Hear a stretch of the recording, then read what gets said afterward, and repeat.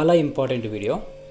మీ జాతకంలో చెడు స్థానంలో ఉండే గ్రహం కూడా మీకు రాజయోగం ఇస్తుందని తెలుసా? చాలామంది జాతకంలో మా దాంట్లో శనీశ్వరుడు బాగోలేడు, చెడు స్థానంలో ఉన్నాడని చెప్పేసి తెగ కంగారు పడిపోయి ఎన్నో రకాల రెమెడీస్ చేస్తుంటారు కదా.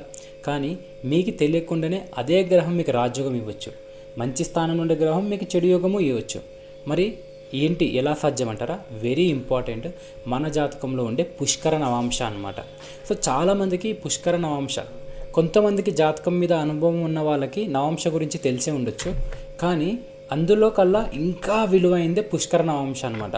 సో మనం అందుకే అబ్జర్వ్ చేస్తూ ఉంటాం, ఎవరి జాతకంలో అయినా సరే గ్రహం బాగలేకపోయినా సరే వాళ్ళు ధనవంతులు అవుతుంటారు, మంచిగా డబ్బు సంపాదించడంతో కాకుండా మంచి పేరు ప్రతిష్టలతో పాటు సంతోషంగా కూడా ఉంటారు అనమాట. అది దేనివల్ల అంటారు తెలుసా? పుష్కరం వల్ల.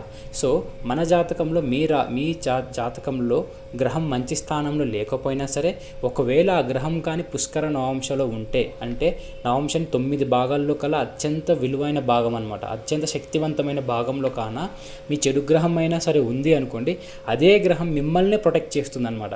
మీకు చెడు యోగం ఇవ్వకుండా మీకు రాజయోగం ఇస్తుంది అనమాట, మిమ్మల్ని దగ్గరుండి రక్షిస్తుంది. ఆ దశ వచ్చినప్పుడు మీకు అద్భుతమైన ఫలితాలు వస్తుందన్నమాట. సో మరి ఎలా తెలుసుకోవాలి? సో బేసికల్గా ఇది ఒక కొంచెం పెద్ద క్యాలిక్యులేషన్ మెథడాలజీ అనొచ్చు.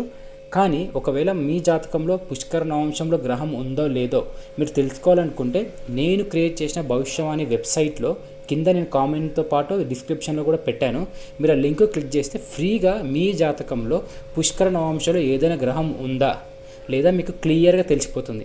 ఒకవేళ మీ జాతకంలో కానీ పుష్కర నవాంశంలో గ్రహం ఉంది అనుకోండి, ఆ దశ కానీ అంతర్దశ కానీ వచ్చిందంటే మీకు ఖచ్చితంగా రాజయోగం వచ్చినట్టే.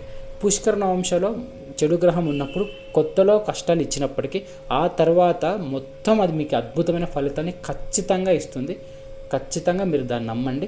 కింద కామెంట్లో నేను లింక్ ఇచ్చాను, ఆ లింక్లోకి వెళ్ళి మీ date of birth details enter చేస్తే మీ జాతకంలో ఏదైనా పుష్కర నవాంశంలో ఉంటే మీకు అక్కడ క్లియర్గా హైలైట్ అవుతుందన్నమాట. సో కాబట్టి జాతకంలో గ్రహం బాగలేదని కంగారు పడిపోకండి. ఒకవేళ అదే చెడు గ్రహం మీ జాతకంలో పుష్కర నవాంశంలో ఉందేమో, ఒకవేళ అది ఉంటే మీకు రాజయోగం వచ్చినట్టే. మరో వీడియోతో మళ్ళీ కలుస్తాం. బాయ్.